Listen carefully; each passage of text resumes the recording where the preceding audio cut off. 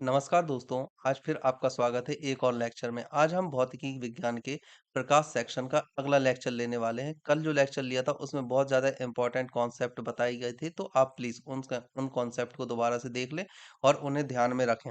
आज का लेक्चर में कुछ और नए कॉन्सेप्ट आपको बताए जाएंगे क्वेश्चंस के माध्यम से। ओके, आगे बढ़ते हैं।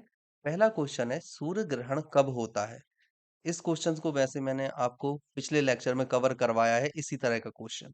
सही आंसर आपको बताना है। Option A Amavasya, option B पूर्णिमा के दिन, ऑप्शन सी किसी भी दिन, या चौथा चतुर्थांश चंद्रमा के दिन। आपको बताना है सही आंसर क्या है, सूर्य ग्रहण कब होता है। मैंने आपको बताया था कि सूर्य ग्रहण हमेशा अमावस्या के दिन होता है।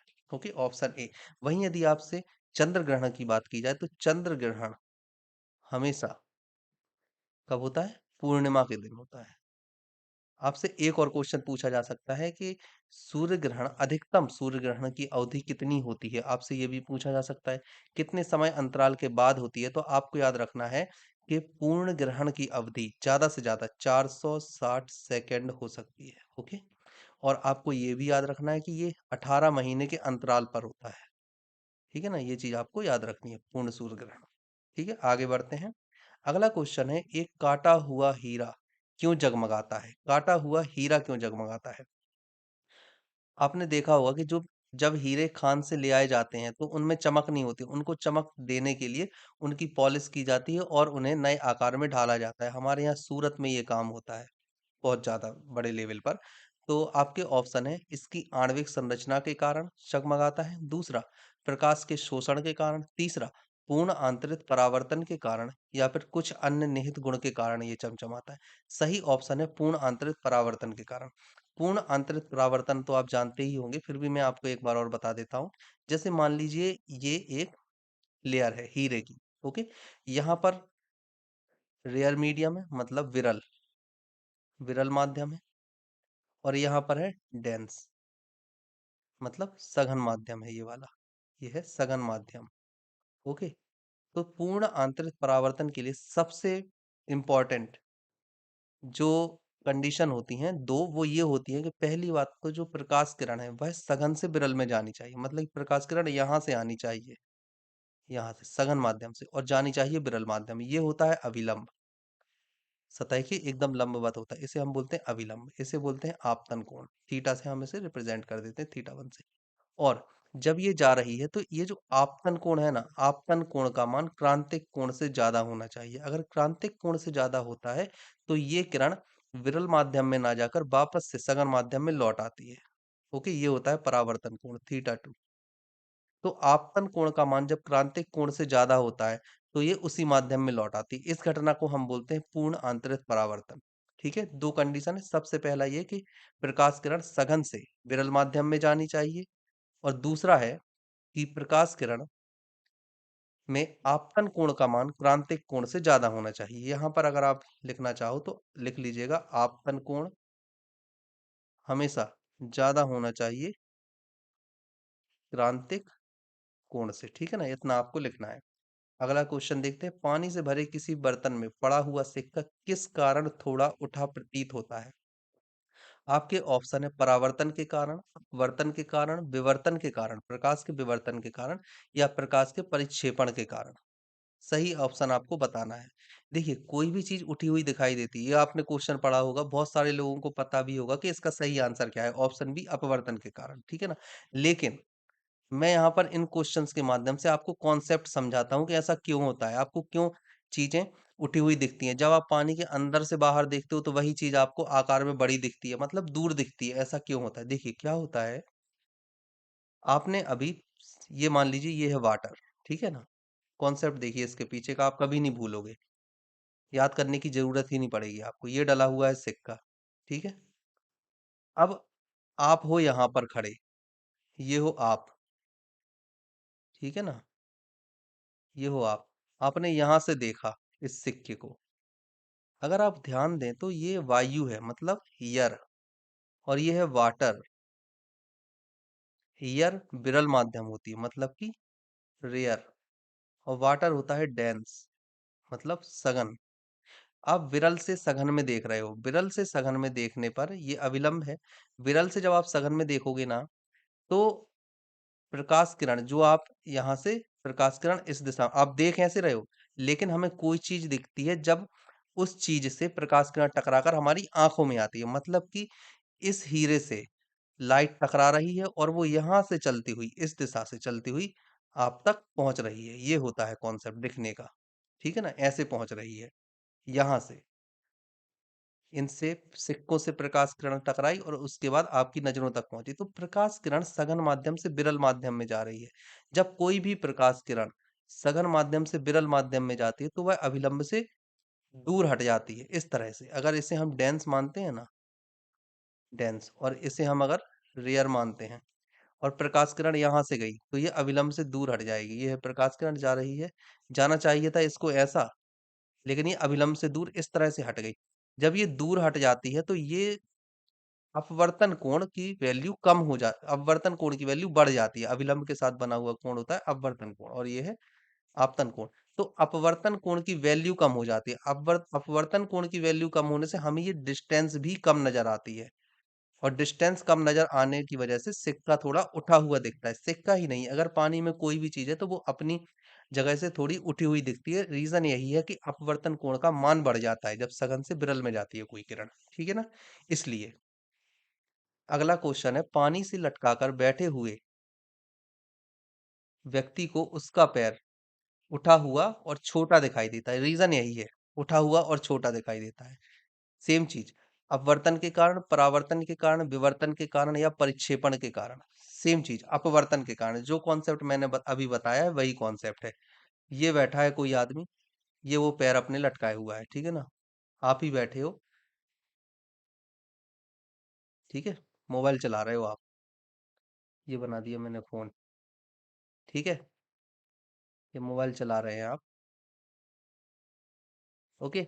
तो आपको ये वाले जो पैर है ये थोड़ी ऊपर उठे दिखेंगे। सेम कॉन्सेप्ट होता है, जब आप अपने पैरों को देखते हो ना, तो यहाँ से जो पैरों से रोशनी टकराकर जब आपकी आंखों में पहुंचेगी यहाँ, तो ये किरण अभिलंब से दूर हट जाएगी। जाना चाहिए था इसको ऐसा, लेकिन ये दूर हट गई। अपवर्तन कोण का मान बढ़ गया, जिस वजह से दोबारा से ये थोड़े उठे हुए दिखाई देने लगते हैं, माध्यम चेंज होने के, और उठे हुए दिखाई देने लगते हैं और छोटे दिखाई देने लगते हैं। यही रीजन है, ठीक है ना। अगला क्वेश्चन है, जब कोई कॉम्पैक्ट डिस्क सूर्य के प्रकाश में देखी जाती है तो इंद्रधनुष के समान रंग दिखाई देते हैं। इसकी व्याख्या की जा सकती है, कैसे कैसे की जा सकती है। कॉम्पैक्ट डिस्क आपने पढ़ा होगा, कॉम्पैक्ट डिस्क हम सीडी को बोलते हैं।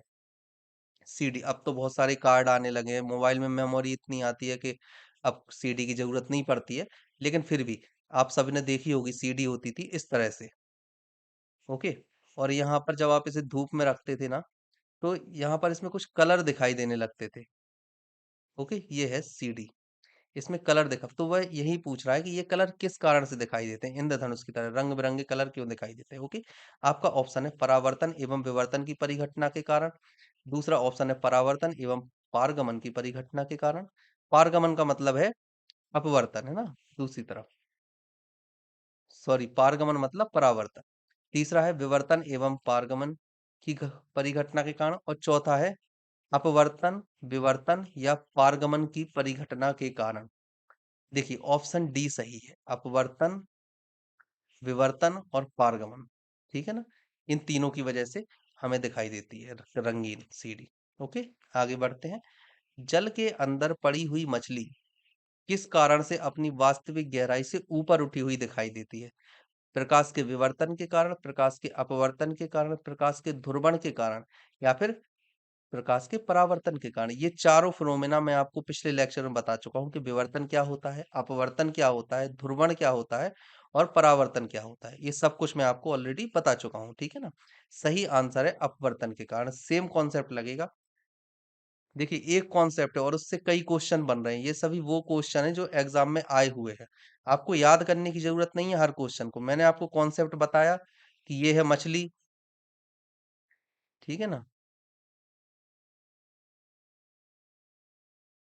ये है मछली। अब प्रकाश किरण और यहाँ पे खड़े हो आप,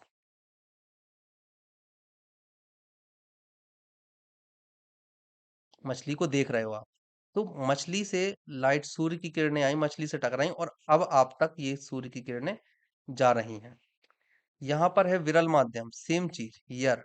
यहाँ पर है वाटर जो कि है एक सघन माध्यम, डेंस। ठीक है ना। और ये है रेयर। ये चीज आपको याद रखनी है। तो जब प्रकाश की किरणें जाएंगी सघन माध्यम से विरल माध्यम में तो वो अविलंब से दूर हट जाएंगी। अपवर्तन कोण का मान बढ़ जाएगा, जिस वजह से हमें मछली की जो वास्तविक गहराई है ना वो कम प्रतीत होती है। ओके। अगला क्वेश्चन देखते हैं। देखिए जितने भी आपने क्वेश्चंस देखे हैं उन सब में सेम कॉन्सेप्ट है, तो आपको बस कॉन्सेप्ट याद रखना है। ये बहुत सारे क्वेश्चन करवाए जा रहे हैं सिर्फ आपकी प्रैक्टिस के लिए। एक दो कॉन्सेप्ट और आएंगे आगे के क्वेश्चंस में, वो भी बहुत ज्यादा इंपॉर्टेंट है, याद रखना। ओके। अगला क्वेश्चन है, जल के अंदर मौजूद व्यक्ति को किस कारण जल की सतह से ऊपर की वस्तु अपनी वास्तविक स्थिति से अपेक्षाकृत अधिक ऊंचाई पर प्रतीत होती है? देखिए इसमें उल्टा है। अभी तक हम पढ़ रहे थे एक मछली, ये है वाटर, कोई भी चीज थी, कोई भी थिंग मान लेते हैं, कोई भी थिंग थी, कोई भी वस्तु जो वाटर के अंदर थी और हम उसे बाहर से देख रहे थे। यहाँ पर आप थे, ह्यूमन। ठीक है ना। तो आप बाहर से अंदर की तरफ देख रहे थे। अब आप यहाँ पर उल्टा हो गया है केस। यहाँ पर है वाटर, ये है एयर, और आप इस बार पानी के अंदर हैं। ठीक है ना।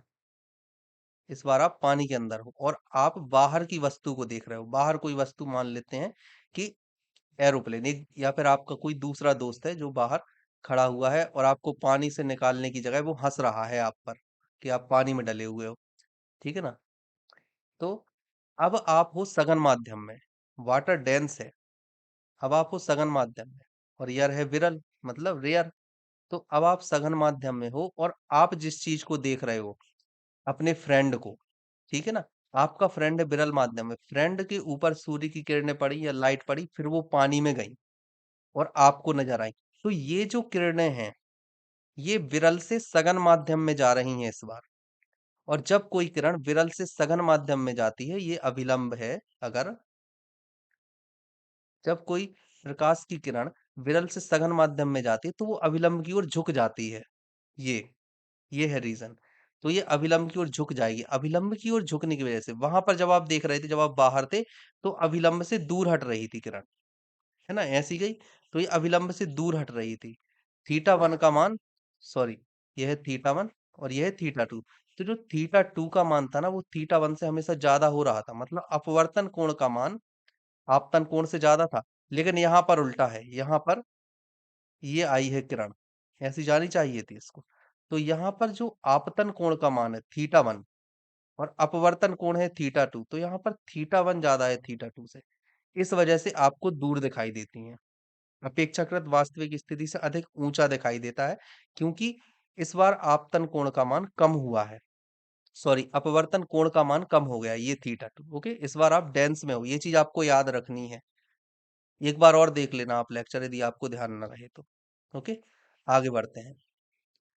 अगला क्वेश्चन है, पानी में डूबी हुई एक छड़ी किस समृद्धि के कारण मुड़ी हुई प्रतीत होती है? देखिए पानी पानी के अंदर डूबी है एक छड़ी, ये है वाटर और ये है एयर।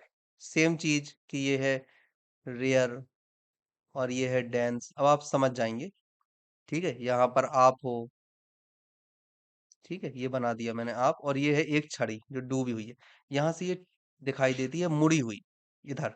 पानी के अंदर वाला जो पोर्शन है ना वो आपको मुड़ा हुआ दिखाई देगा, बाहर वाला नहीं दिखाई देगा। अंदर वाला पोर्शन आपको मुड़ा हुआ दिखाई देगा। सेम चीज होती है, इसी वजह से आपको मुड़ी हुई दिखाई देती है, प्रकाश के अपवर्तन के कारण। सेम होता है, यहाँ से लाइट टकराएगी आप तक पहुंचेगी, और यहाँ पर सघन है, यहाँ पर विरल है, तो ये अविलंब से दूर हट जाएगी। आप अपवर्तन कोण का मान बढ़ जाएगा इस वजह से। ठीक है ना। यहाँ पर भी जो थीटा टू है वो ज्यादा हो जाएगा थीटा वन से, इसलिए। ठीक है, अपवर्तन के कारण।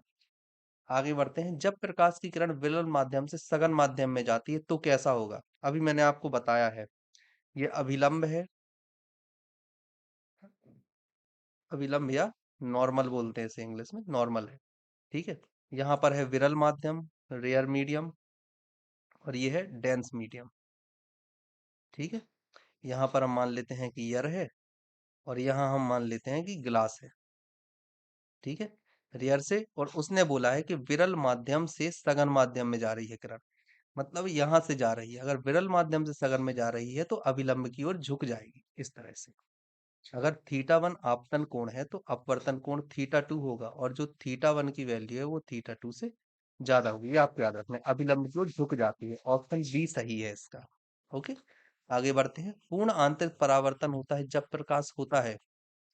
मैंने आपको ये पहले या दूसरे क्वेश्चन में आज ही क्लियर कर दिया है कि पूर्ण आंतरिक परावर्तन होता क्या है। पूर्ण आंतरिक परावर्तन की केवल दो कंडीशन होती हैं जो मैंने आपको बताई। अगर हम इसे अविलंब माने, ये वाला माध्यम हम मानते हैं कि रेयर है, और ये वाला माध्यम हम मानते हैं कि डेंस है। ठीक है, डेंस में हम मानते हैं कि ये वाला माध्यम है गिलास, और रेयर में हम मानते हैं कि ये वाला माध्यम है ईयर। तो पूर्ण आंतरिक परावर्तन के लिए सबसे इंपॉर्टेंट दो चीजें थी। पहला तो ये कि डेंस से रेयर में जानी चाहिए लाइट, लाइट वेव्स। ठीक है, और दूसरा था कि आपतन कोण का मान।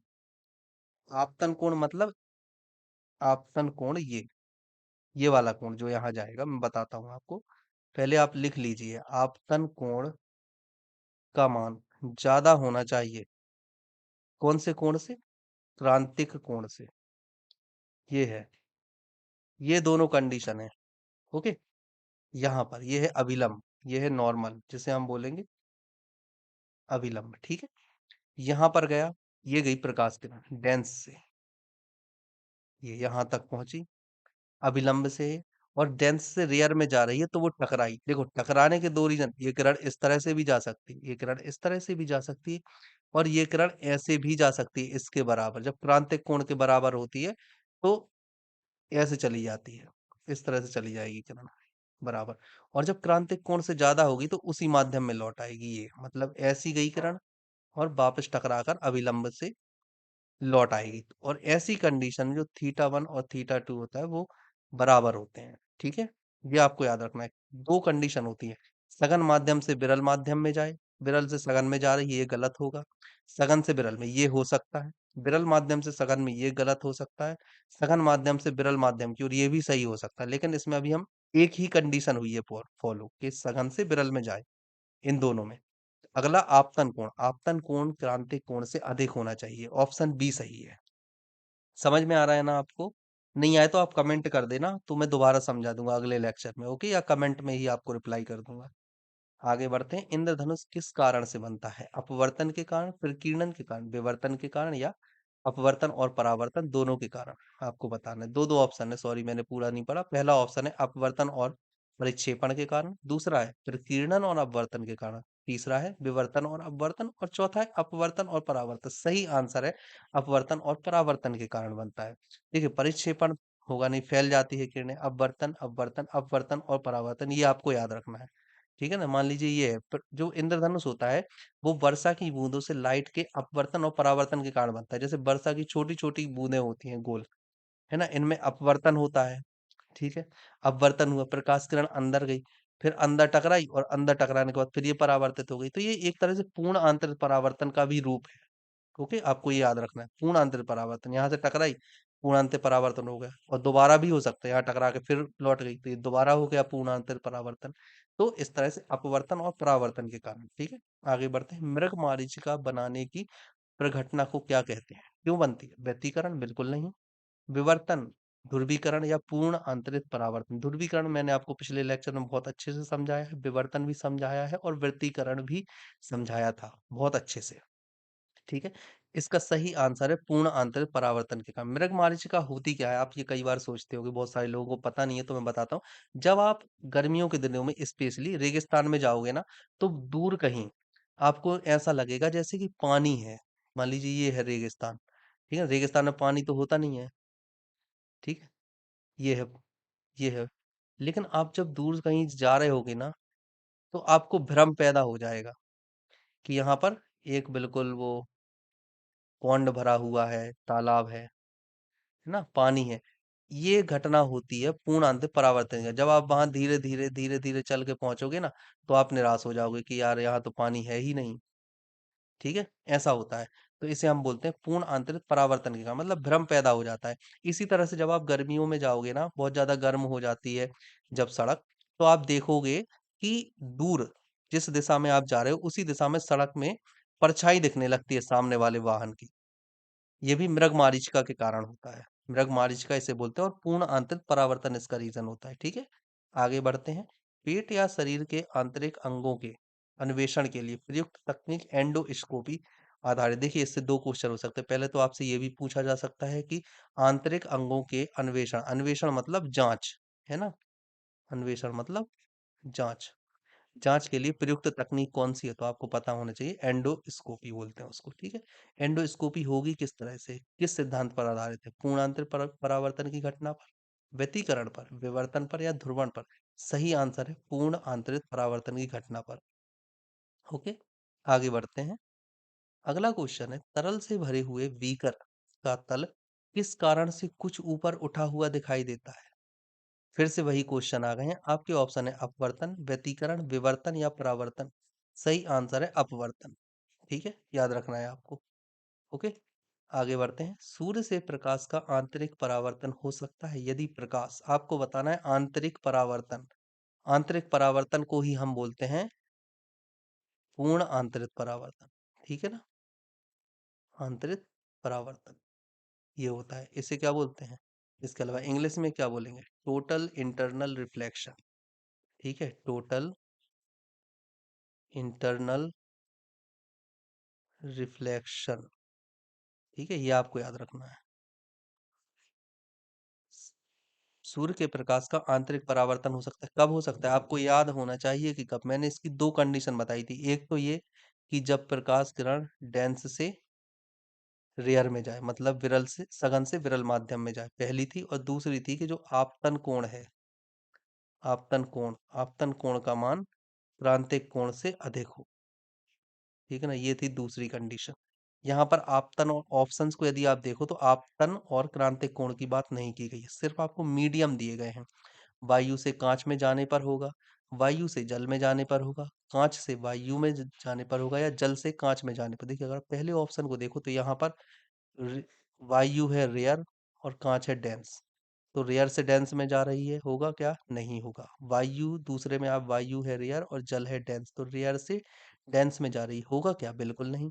तीसरे में कांच है डेंस और वायु है रेयर, तो होगा क्या? बिल्कुल हो सकता है।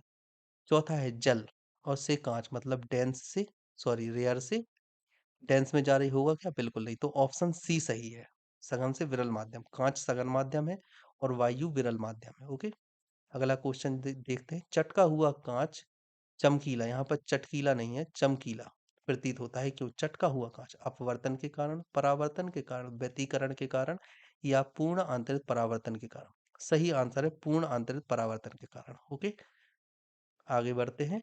इंद्रधनुष तब बनते हैं जब सूर्य का प्रकाश, आपको बताना है कि इंद्रधनुष बनने की कंडीशन क्या होती है। मैं आपको पहले बता चुका हूँ कि इंद्रधनुष बनने की क्या कंडीशन होती है। आपके सामने ये चार ऑप्शन लिखे। पहला ऑप्शन है वायुमंडल में वर्षा की बूंदों पर गिरने से अपवर्तन और पूर्ण आंतरिक परावर्तन होने पर। दूसरा, वायुमंडल में निलंबी वर्षा बूंदों पर गिरने से परावर्तन होने पर विकीर्ण हो जाता है। तीसरा है वायुमंडल में वर्षा की बूंदों पर गिरने से, जब सूर्य का प्रकाश वायुमंडल में वर्षा की बूंदों पर गिरता है तो उससे अपवर्तन और विकिरण की घटना होती है। यहाँ पर परावर्तन और विकिरण की बात की गई थी, यहाँ अपवर्तन और पूर्ण आंतरिक परावर्तन की बात की गई। चौथा है दिए गए कथनों में से कोई सही नहीं है। मैंने आपको पहले बताया अपवर्तन और परावर्तन, या अपवर्तन या पूर्ण आंतरिक परावर्तन के कारण। ओके, ऑप्शन ए सही है। आगे बढ़ते हैं। इंद्रधनुष में कितने रंग होते हैं? सभी को पता होगा, 7। क्रम क्या होता है? विव, ग्योर। ठीक है, बी से क्या होता है? ब्लू। ठीक है, आई से क्या होता है? इंडिगो, याद रखना है आपको। बी से क्या होता है? वायलेट। जी से क्या होता है? ग्रीन। और वाई से क्या होता है? येलो।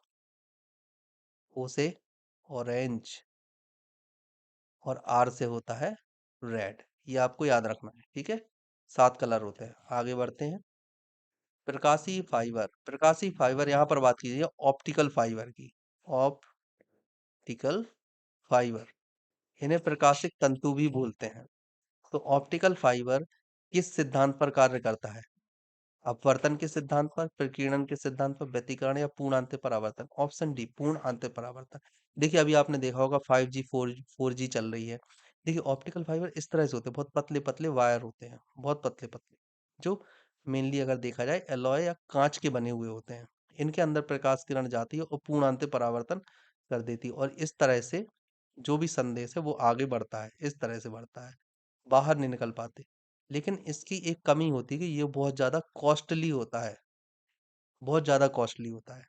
इस वजह से हर जगह इसकी पहुँच या इसे यूज़ करना कठिन हो जाता है, सिर्फ़ कॉस्टली होने की वजह। लेकिन अगर हम बात करें डेटा लॉस की, सॉरी जो डेटा लॉस है, डेटा लॉस, तो डेटा लॉस बहुत ज़्यादा कम होता है, बल्कि एक बार ना के बराबर ही होता है डेटा लॉस। ठीक है? आगे बढ़ते हैं। संबंधित माध्य युग्म की क्रांतिक कोण से अधिक आपतन कोण का सघन से विरल माध्यम की ओर जाने वाली प्रकाश किरण क्या करती है? जब सघन से विरल माध्यम में जाएगी, कई बार हम इसे ध्यान दे चुके हैं। यहाँ पर दोनों कंडीशन है। देखिए यहाँ पर पहला तो बताया क्रांतिक कोण से अधिक आपतन कोण हो, दूसरा सघन माध्यम से विरल माध्यम में जाए। ये दोनों कंडीशन कौन सी थी? ये पहली कंडीशन और ये दूसरी कंडीशन थी, पूर्ण आंतरिक परावर्तन की थी। यहाँ पे ऑप्शन में दिया है क्या? विवर्तन, समग्र आंतरिक परावर्तन, परावर्तन या अपवर्तन। सही आंसर क्या होगा? समग्र आंतरिक परावर्तन, इसी को बोलते हैं पूर्ण आंतरिक परावर्तन। ठीक है, आगे बढ़ते हैं। निम्नलिखित कथनों पर विचार कीजिए। दृष्टि का एक दोष दीर्घ दृष्टि है। दीर्घ दृष्टि मतलब आपसे पूछा गया है दूरदृष्टि दोष। ठीक है ना, आपसे पूछा गया है दूर दृष्टि दोष। ठीक है ना, ये आपसे पूछा जा रहा है कि क्या होता है। आपको चार ऑप्शन दिए गए हैं। पहला, दूरदृष्टि दोष में कोई व्यक्ति दूरस्थ वस्तु को स्पष्टता नहीं देख सकता, ये होता है। दूसरा, कोई व्यक्ति निकटस्थ वस्तु को स्पष्टतया नहीं देख सकता, ये होता है। तीसरा, आंख का निकट बिंदु सामान्य स्थिति से दूर हट जाता है। और चौथा, आंख का दूरस्थ बिंदु हटकर आंख की ओर आ जाता है। ये आपको बताना है कौन से सही है। देखिए दूरदृष्टि दोष मतलब, अगर आप इनको दो भागों में बांट लो, दूरदृष्टि एक भाग और दूसरा दोष। तो दूरदृष्टि मतलब आपके पास दूर की दृष्टि तो है, सही है, जो वस्तु दूर दिखनी चाहिए वो दूर दिख रही है। तो दोष किस में है? निकट वाली में, निकट वस्तु में है दोष। ठीक है ना, निकट दृष्टि में दोष है। दूरदृष्टि दोष मतलब दूरदृष्टि तो है आपके पास, पर दोष है निकट दृष्टि में। इसी तरह से आप सेम देख सकते हो कि निकट दृष्टि दोष, तो इसको भी आप दो पार्ट में बांट लीजिए, निकट दृष्टि और दोष। तो निकट की दृष्टि तो है आपके पास, दोष किसमें है? दूर की दृष्टि में। इस तरह से आपको याद रखना है, आपको भी कंफ्यूज नहीं होगे। तो दूर दृष्टि दोष मतलब दूर की दृष्टि है, तो दूर का मामला तो सब ठीक है। अब ऑप्शन में देखिए, कोई व्यक्ति दूरस्थ वस्तु को स्पष्टता नहीं देख सकता, ये तो गलत हो जाएगा, क्योंकि दूर की दृष्टि तो हमारी सही है। कोई वस्तु निकटस्थ वस्तु को स्पष्टतया नहीं देख सकता, बिल्कुल सही। दोष किसमें? निकटस्थ वस्तु में। तीसरा, आंख का निकट बिंदु सामान्य स्थिति से दूर हट जाता है, बिल्कुल, क्योंकि निकट की वस्तु नहीं देख पा रहा है, तो निकट बिंदु ही दूर हट गया ना, पीछे हो गया, तो अब वो वस्तु और दूर रखोगे तब दिखेगी। तीसरा सही है। चौथा, आंख का दूरस्थ बिंदु हटकर आंख की ओर आ जाता है, बिल्कुल नहीं, क्योंकि हमारी दूर की दृष्टि तो सही है। तो ऑप्शन दो और तीन सही है। अब ऑप्शन में देखिए, पहला ऑप्शन है पहला और तीसरा, दूसरा दूसरा चौथा, सी ऑप्शन है फर्स्ट एंड फोर्थ, और चौथा ऑप्शन है second and third, option D second and third. ठीक है, चौथा है यौगिक सूक्ष्मदर्शी। क्या होता है यौगिक? जहां यौगिक वर्ड आ जाता है उसका मतलब होता है दो चीजें आपस में मिल गई, ए बी, ये आपस में मिलकर यौगिक बना लेते हैं, या ए बी सी, कोई तीन चीजें हैं, मतलब एक से ज्यादा चीजें जब मिल जाती हैं तो यौगिक बन जाते हैं। जब सिंगल होता है तो हम उसे बोलते हैं तत्व। तो यौगिक सूक्ष्मदर्शी में एक से ज्यादा चीजें मिल रही होंगी। अब किन में मिल रही है? यहाँ पर पहले ऑप्शन को यदि आप देखोगे तो ऐसा सूक्ष्मदर्शी जिसमें एक लेंस हो, इसमें तो एक ही है, कुछ नहीं मिल रहा, तो गलत है। दूसरा, ऐसा सूक्ष्मदर्शी जिसमें लेंसों के दो सेट होते हैं, एक नेत्राकार लेंस और एक नेत्रक, ये हो सकता है। तीसरा ऑप्शन देखते हैं, ऐसा सूक्ष्मदर्शी जिसके लेंस अवतल होते हैं, बिल्कुल नहीं। ऐसा सूक्ष्मदर्शी जिसमें लेंस उत्तल होता है, बिल्कुल नहीं। ऑप्शन बी सही है। यौगिक का मैंने बताया ना, एक से ज्यादा मिलकर जब कोई चीज बनाते हैं तो उसे यौगिक बोलते हैं। ओके, आगे बढ़ते हैं। किसके कारण आकाश नीला दिखाई देता है? अपवर्तन के कारण, परावर्तन के कारण, प्रकीर्णन के कारण या विक्षेपण के कारण? इसका सही आंसर है प्रकीर्णन के कारण। और आपको एक चीज और याद रखनी है, मैंने आपको बताया था विव ग्योर, जो सूर्य प्रकाश है इन सात रंगों से मिलकर बना हुआ होता है। तो आपको याद रखना है कि ब्लू जो सबसे पहला रंग है, इसका प्रकीर्णन सबसे ज्यादा होता है। ठीक है, ये आपको याद रखना है, इसका प्रकीर्णन सबसे ज्यादा होगा और सबसे कम किसका होगा, रेड का। और इसीलिए आपने देखे होंगे कि जो खतरे वाली चीजें होती हैं, डेंजर जिसमें लिखा हुआ होता है, वो रेड से ही बनाए जाते हैं, क्योंकि इसका प्रकीर्णन सबसे कम होता है। अगर ब्लू से रेड की तरफ आप जाओगे ना, तो प्रकीर्णन कम होता है, डिक्रीज होता है, यहाँ पे डिक्रीजिंग ऑर्डर है ये। और अगर रेड से ब्लू की तरफ आओगे, तो इंक्रीजिंग ऑर्डर हो जाता है प्रकीर्णन का। ठीक है, याद रखना है। अगला है, जब प्रकाश किरण एक माध्यम से दूसरे माध्यम में जाती है तो इसकी क्या होगी। जब प्रकाश किरण एक माध्यम से दूसरे, मान लीजिए यहाँ पर ग्लास है और यहाँ पर वाटर है, ठीक है, एक माध्यम से दूसरे, या फिर आप मान लीजिए यहाँ पर एयर है और यहाँ पर वाटर है, ठीक है, एक माध्यम से दूसरे माध्यम में गई है, तो क्या रिजल्ट निकलेगा। आपके ऑप्शन है, तरंग दैर्ध्य समान बनी रहती है, आवृत्ति समान बनी रहती है, आवृत्ति बढ़ जाती है, या तरंग दैर्ध्य बढ़ जाती है। सही ऑप्शन आपको याद रखना है कि प्रकाश किरण की आवृत्ति किसी भी चीज पर निर्भर नहीं करती, आवृत्ति हमेशा सेम रहेगी, चाहे उसे किसी भी माध्यम में ले जाया जाए। ऑप्शन बी सही है, आवृत्ति हमेशा समान रहेगी। ठीक है ना, ये गलत है, ये गलत है, ये गलत है। ओके, आगे बढ़ते हैं। आकाश नीला दिखाई पड़ता है क्योंकि, आपका ऑप्शन है, पहला, नीले प्रकाश का प्रकीर्णन सबसे अधिक होता है, दूसरा, लाल प्रकाश का प्रकीर्णन सबसे अधिक होता है, तीसरा, नीले प्रकाश का वातावरण में अवशोषण सबसे कम होता है, चौथा, लाल प्रकाश का वातावरण में अवशोषण सबसे अधिक होता है। देखिए, इस क्वेश्चन का आंसर मैं पिछले क्वेश्चन में, लगभग 2 क्वेश्चन पहले, मैं इस क्वेश्चन का आंसर ऑलरेडी आपको दे चुका हूं कि विवग्योर जब हम लिखते हैं, विवग्योर, तो यहाँ पर विलु, सॉरी, यहाँ पे हाँ विवग्योर है इस तरह से। तो जो विलु होता है, ब्लू रंग का प्रकीर्णन सबसे ज्यादा होगा, ठीक है, और रेड का प्रकीर्णन सबसे कम होता है। याद रखना है आपको, यहाँ पर वायलेट होता है सबसे पहले। मैंने पिछले क्वेश्चन में एक में शायद इसको विवग्योर लिख दिया था, है ना, वो गलत है, विवग्योर नहीं है, बैजानी हापी नाला, ये वायलेट होता है सबसे पहले, उसको सुधार लेना आप। फर्स्ट टाइम शायद मैंने आपको गलत बता दिया है, तो ये वाला सही है, विवग्योर लिखते हैं इसको, विवग्योर, मैंने ध्यान नहीं दिया। तो विवग्योर वायलेट, ब्लू का प्रकीर्णन सबसे ज्यादा होता है, नीले रंग का प्रकीर्णन सबसे अधिक है, ऑप्शन ए। ओके, तो बच्चों आज हम इतना ही पढ़ेंगे, इसके आगे के लेक्चर में आगे के और भी क्वेश्चंस करेंगे और इन क्वेश्चंस के माध्यम से सभी कॉन्सेप्ट क्लियर किए जाएंगे आपके। ठीक है, तो प्लीज चैनल को सब्सक्राइब कर दीजिए और लाइक, शेयर और कमेंट भी कीजिए। ओके, तो आज के लिए इतना काफी है, मिलते हैं अगले लेक्चर में। Thank you.